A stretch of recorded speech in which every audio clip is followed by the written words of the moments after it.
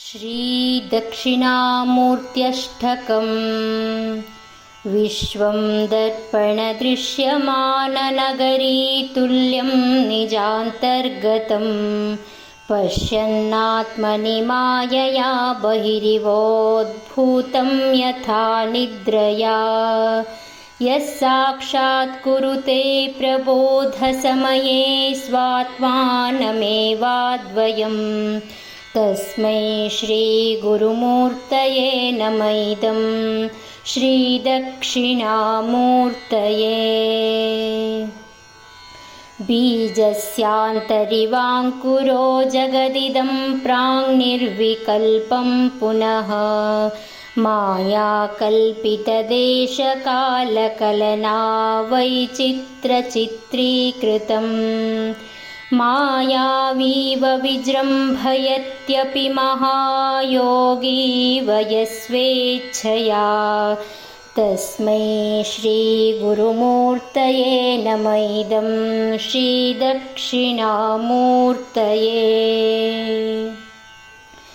यस्यैव स्फुरणं सदात्मकमसत्कल्पार्थकं भासते साक्षात् तत्त्वमसीति वेदवचसा यो बोधयत्याश्रितान् यत् साक्षात् करुणाभवेन्न पुनरावृत्तिर्भवाम्भोनिधौ तस्मै श्रीगुरुमूर्तये नमः इदं श्रीदक्षिणामूर्तये।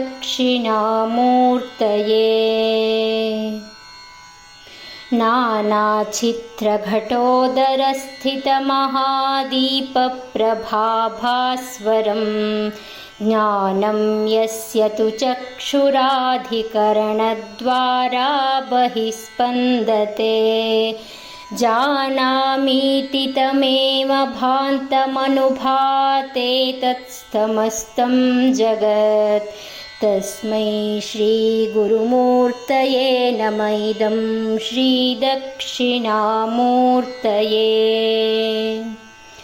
देहं प्राणमपीन्द्रियाण्यपि चलां बुद्धिं च शून्यं विदुः स्त्रीबालां धजडोपमास्त्वहमिति भ्रान्ताभृशं वादिनः मायाशक्तिविलासकल्पितमहाव्यामोहसंहारिणे तस्मै श्रीगुरुमूर्तये नमः इदं श्रीदक्षिणामूर्तये।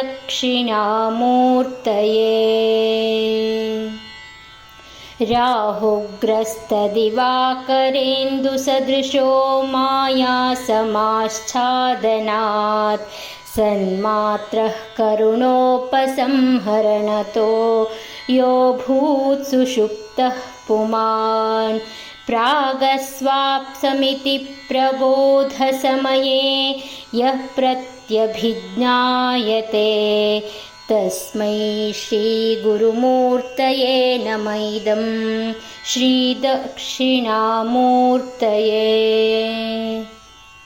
बाल्यादिष्वपि जाग्रदादिषु तथा सर्वास्तवस्थास्वपि व्यावृत्तास्वनुवर्तमानमहमित्यन्तःस्फुरन्तं सदा स्वात्मानं प्रकटीकरोति भजतां यो मुद्रया भद्रया तस्मै श्रीगुरुमूर्तये नमः इदं श्रीदक्षिणामूर्तये।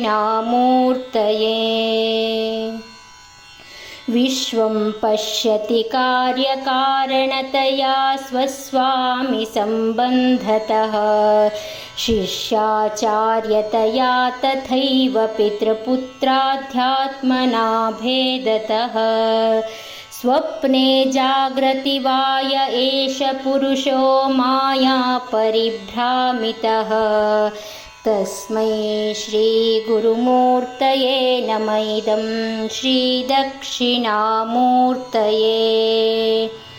भूरम्भास्यनलो नीलोऽम्बरमहार्नाथो हिमांशुः पुमान् इत्याभाति चराचरात्मकमिदं यस्यैव मूर्त्यष्टकं नान्यत् किञ्चन विद्यते विमृशतां यस्मात् परस्माद्विभोः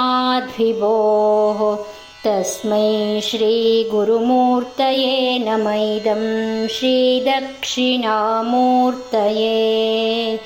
सर्वात्वत्वमिति स्फुटीकृतमिदं यस्मादमुष्मिं स्तवे तेनास्य श्रवणार्थदर्थमननात् ध्यानाश्च सङ्कीर्तनात् सर्वात्वत्वमहाविभूतिसहितं स्यादीश्वरत्वं स्वतः सिद्धेतत् पुनरष्टधा परिणतं चैश्वर्यमव्याहतम्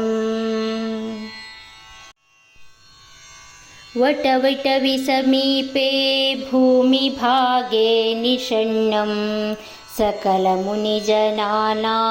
ज्ञानदातारमारात् त्रिभुवनगुरुमीशं दक्षिणामूर्तिदेवं जननमरणदुःखश्चेददक्षं नमामि चित्रं वटतरोर्मूले वृद्धा शिष्या गुरुर्युवा गुरोस्तु मौनं व्याख्यानं शिष्यास्तु छिन्नसंशयाः ॐ नमः प्रणवार्थाय शुद्धज्ञानैकमूर्तये निर्मलाय प्रशान्ताय दक्षिणामूर्तये नमः गुरवे सर्वलोकानां भिषजे भवरोगिणां निधये सर्वविद्यानां दक्षिणामूर्तये नमः मौनं व्याख्या प्रकटित परब्रह्मतत्त्वं युवानं वर्षिष्टान्ते वसदृशिगणैः आवृतं ब्रह्मनिष्ठैः आचार्येन्द्रं करकलितचिन्मुद्रमानन्दरूपं स्वात्मा रामं मुदितवदनं दक्षिणामूर्तिमीडे इति श्रीमच्छङ्कराचार्यविरचित दक्षिणामूर्त्यष्टकस्तोत्रं सम्पूर्णम्।